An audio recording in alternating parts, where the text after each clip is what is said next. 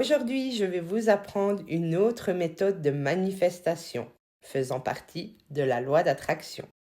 Vous allez me dire, oui, mais Gaïa, quelle est cette méthode? Je vous réponds après le générique.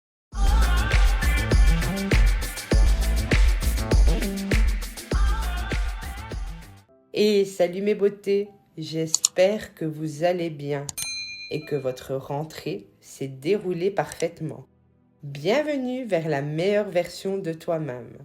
Nous allons comprendre et apprendre à utiliser la méthode 3-6-9.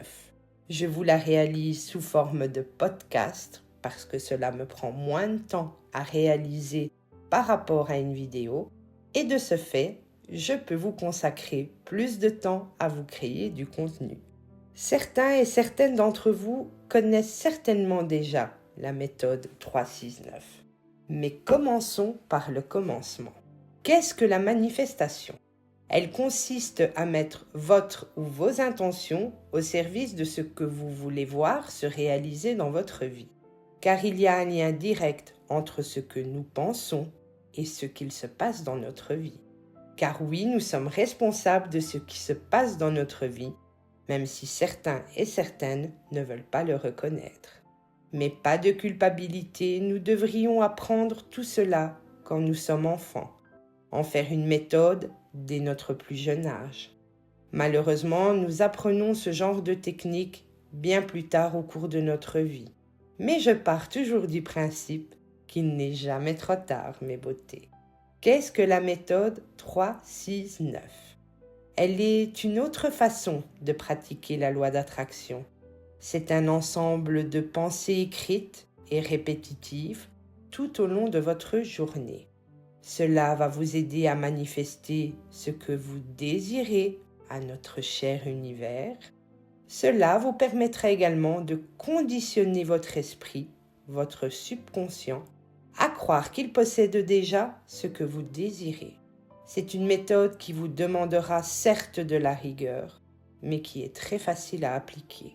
Pourquoi précisément les chiffres 3, 6 et 9? Ces nombres sont en lien direct avec l'univers, et la numérologie de ces nombres est très significative. Le 3 représente le lien avec la source, celle d'où nous venons tous et toutes. Cette source qui fait de nous des êtres connectés en permanence entre nous. Le chiffre 6, lui, représente la force infinie que nous avons en nous-mêmes. Et le chiffre 9, lui, représente la libération du passé, la libération de vos sentiments de doute et de négativité. Maintenant que vous possédez la définition de cette méthode, passons à la pratique, mes beautés. Pour pratiquer cette méthode, mettez-vous en joie. Offrez-vous un beau calepin, un cahier qui vous plaît. Offrez-vous un bic, un stylo qui vous donne l'envie de l'utiliser. C'est le commencement de votre conditionnement de cette méthode. Mais vous pouvez utiliser ce que vous avez, car je sais que vous allez me poser cette question. Et comme je vous le répète toujours, l'intention sincère est le plus important des ingrédients dans toute pratique. Tout d'abord, c'est un moment que vous allez vous accorder 3 fois par jour. Donc, incluez-les dans votre agenda, car ce n'est pas une pratique à faire sans y consacrer réellement votre temps. Vous allez, dans un premier temps, penser à ce que vous souhaitez voir se réaliser, ce que vous voulez manifester. Ensuite, apportez le plus grand soin à comment vous allez formuler votre intention, votre demande. Prenons l'exemple d'un changement professionnel. Vous allez formuler « Mon nouvel emploi me correspond parfaitement. Je suis heureux, heureuse, épanouie. Je suis respectée pour mes formidables compétences. » Mais vous n'allez surtout pas formuler « Je ne veux plus de mon emploi actuel. » Car l'univers, ne connaissant pas la négation, recevra comme demande « Je veux de mon emploi actuel. » Donc, si vous avez un doute sur la manière de formuler, n'hésitez pas à me demander de l'aide en message privé sur Instagram et je me ferai un plaisir de vous aider. Après votre réveil, notez 3 fois votre manifestation pendant 17 secondes minimum pour chaque notation.